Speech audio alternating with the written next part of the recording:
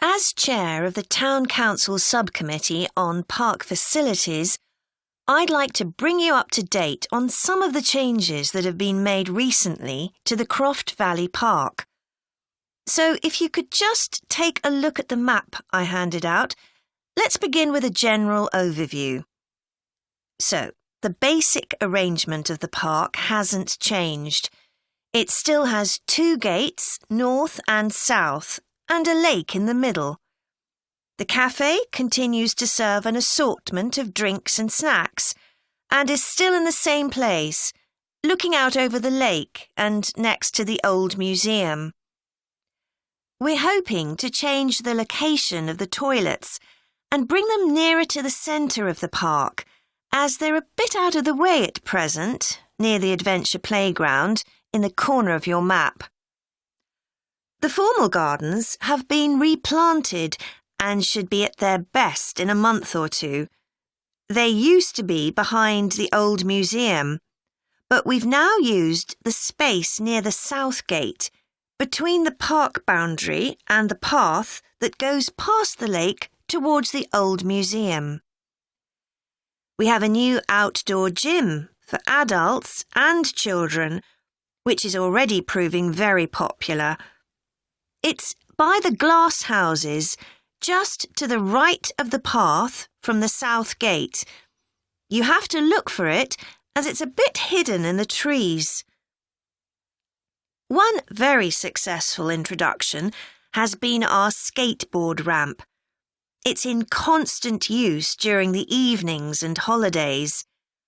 It's near the old museum, at the end of a little path that leads off from the main path between the lake and the museum. We've also introduced a new area for wildflowers to attract bees and butterflies.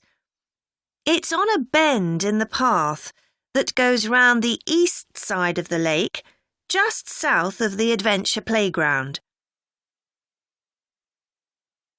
Before you hear the rest of the presentation, you have some time to look at questions 17 to 20.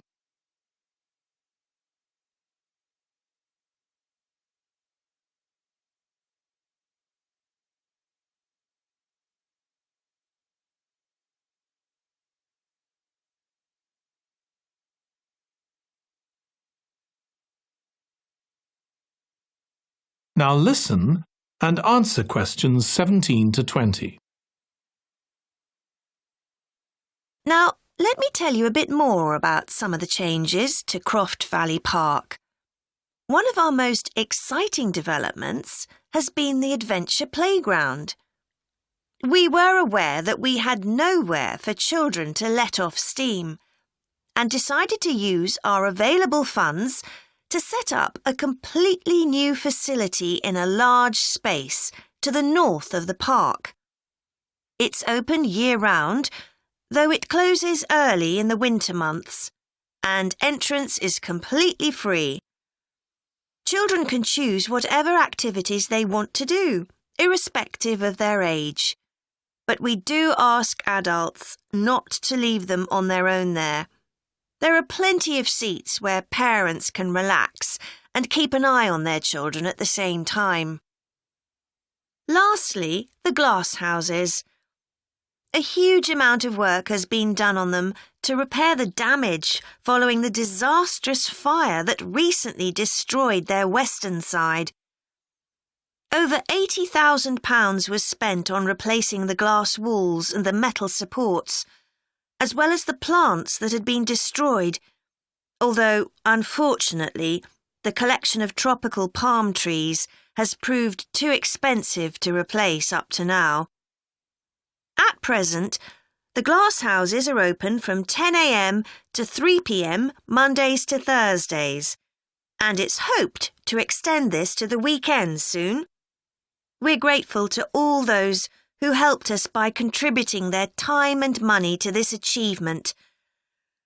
The gardens have really been That is the end of part 2.